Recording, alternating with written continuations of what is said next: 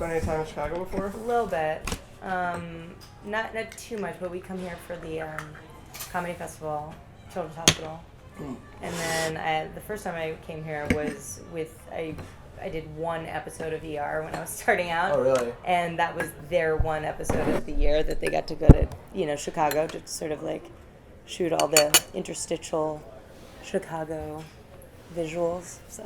Well, Children's Hospital, by the way. Thank you. Religiously. Thank you. I thought it was interesting. I've seen you talking about this vocal trend a lot. Mm-hmm. Are there any other vocal trends? Have we had something like that before? Vocal trends before? Yeah. Absolutely. I mean, What's another example? Sorry.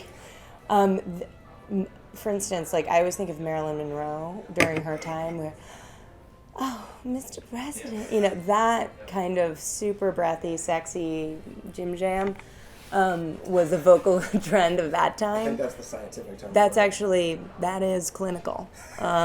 You are a doctor. I am a professional doctor. Not just a doctor, but a professional one. So I always felt like Marilyn Monroe kind of had a vocal trend on her hand, and then all the aspiring ingenue of that time tried to at least take on that affectation, but didn't do it as successfully, and it wasn't as rampant because obviously media and the way things are viral now. If there's a handful of girls who are sort of expressing this vocal trend, then it's rampant, and especially if it's on reality television, which is so deeply popular. So is that why you think more people don't have a problem with it, because they don't even realize that it is a problem? I don't think there are other vocal trends for sure. Sometimes guys, there was a moment where everyone was talking about mumbling. There was like a real mumbling. I've talked to older generations about this because, you got to talk to everybody about, and you can talk to an older generation and hear them sort of, express concern that the youth of today don't have to be as articulate, but B, actually enunciate as well. As another time, even if you hear movies of a different time, people talked a certain way and they had a certain cadence and a way of speaking. It is pretty fun to talk like that. It is fun, but that's a trend of that time. That's true. Yeah, so there's different, and sometimes it manifests itself in just a word, like when "like" first came on the scene, or if it comes on, or another way of our expressing ourselves in cadence or in musicality or in uptacking or whatever it is. So it's just, there's, and also within subgroupings and community, like for instance, in a homosexual community, say the gentleman in that community would take on a certain lisp or sibilance to show maybe other members of that community, hey, I'm a part of this group, which I think is a more honorable way to use a vocal trend. It's to say, hey, I'm a part of this thought, this thinking, and this way of living my life. This is my sexual preference, and I'm using voice to show it. I think that is kind of the most honorable way to use it. If the Kardashians were to do voiceover for a commercial, what do you think the product would be? It's difficult because I am not a hater, I'm a lover. And so I never want, I think for whatever sort of, the concept of it girl is so interesting and sort of brilliant to me because it's making something out of utter nothing. And I don't want to hate on the Kardashians. No, I don't think it's, but not hating on them, but they're certainly guilty of. They definitely have a tinge of the vocal trend. That said, it is only a testament to their influence in our society that that their voice is sort of a reference for young women. I wonder how much people think about the world of voiceover and pay attention to that kind of thing, because I noticed that John Corbett is the voice of both Applebee's and Walgreens, right. And to me that is confusing. Some people notice it, and then I would say the majority of people don't notice it, and I think that's why it's such a powerful medium, because really, and as I say in the movie, at one moment, it's really cool to think that there are these omniscient sort of disembodied voices telling us what to think and how to feel and what to buy and what bank to trust and what car to have and what's cool, what movie to see, Well, off of that, do you think there are some products that it would not make sense to make a change as far as who's doing the voiceover? And what do you think the impact would be if there were kind of surprising inversions? For example, like if a woman was doing voiceover for prostate medication,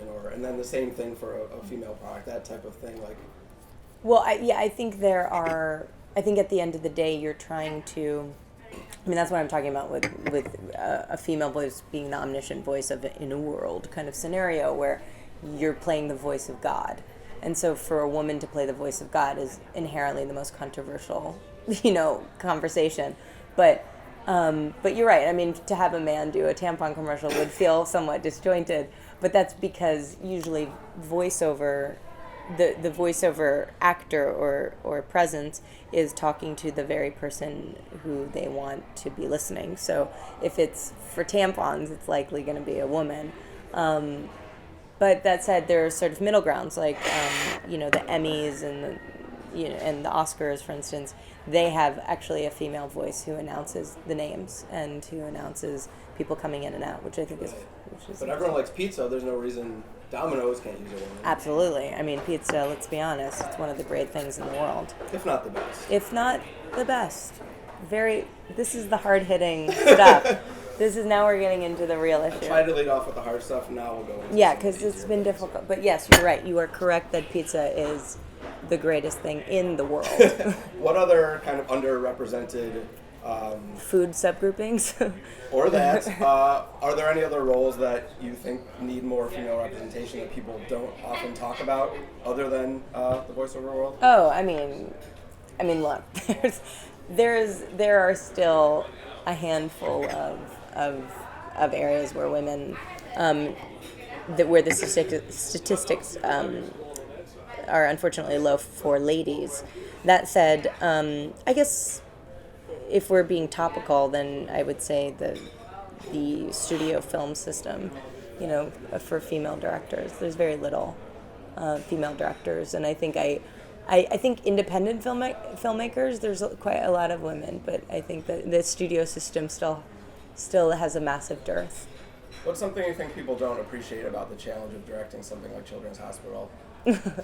How quickly we move. I think everyone thinks that we kind of improvise all the words and we're just kind of loosey-goosey having a good time, but it's so quick. It's 2 days per episode, and as you've seen, if you've watched Children's Hospital, they've gotten progressively more ambitious. Yeah. And, to say the least, we now are in Japan, for Christ's sake, on an army base. And, I think our biggest challenge is always time. Mm-hmm. There's an interesting subplot within In the World about the cute British neighbor that comes and has to shower at Rob Corddry's. Yeah, I've never been asked about that, actually. What do you think about that levels of cheating as far as like that type of thing? Like, is he being helpful or is he crossing a line there? I think he's totally being helpful, but I think what's so endearing about the Mo character and in juxtaposing, the Danny character is, there are some people who are in a space in their life, or maybe just the fabric of their being allows them to cross the line, and then the other people who might flirt with the idea, but at the end of the day don't have the stomach to do something that dishonest. So how do you know when it's wrong? Only if it feels if it feels like a big deal, then it probably is. Look, if you're cheating, it's wrong. Okay, I think we know I think we all know that if the girl takes she took a shower in his house, but he wasn't gonna do anything. Mo, his character is adorable and nervous just by the idea of her being in the house, bathing herself. But at the end of the day, I think I just love seeing Corddry take on. I wrote that part for him, and I wrote that scene with his sort of energy in mind and just delighting in his squirminess. I know What's the Point is still in very preliminary stages, but super prelim. But I have to ask how, what your husband thinks about that, and how the dynamic of that project changed after you got married. Well, that's what's so cool about writing is that, especially with screenplays that take years, that you can start a project in one mindset, and then actually evolve as a human whilst writing it, and that's what makes that particular project really informative and really interesting. So has it felt like it's changed a lot? I mean, absolutely, yeah. It changes every day. I mean, that's why, I mean, with every draft, you know, of in a world even, it's, you know, there are so many things that change just given where I am in the universe and how I'm thinking about things, or, ooh, you know, that was interesting, a relationship that happened between two friends and that sort of informed a trajectory with another, you know, or I had a weird conversation with my dad and like all of a sudden I want to rewrite a scene, you know. I mean, that's how it works, you know. Right. Before we run out of time, I want to do a quick speed round if you're up for it. What's a rap song you know all the words to, like? Well, Today Was a Good Day by Ice Cube. I sang it in the movie, and I closed my eyes. I was not reading the karaoke because it happened to be, that's my song. Anything else that? Another one? I can rock, bust, a move pretty well.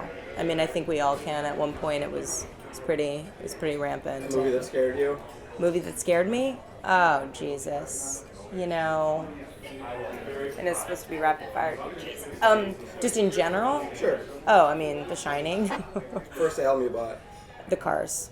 And guilty pleasure TV show? Millionaire Matchmaker. Okay, thanks so much for your time. Thank you. Really appreciate it. That was fun.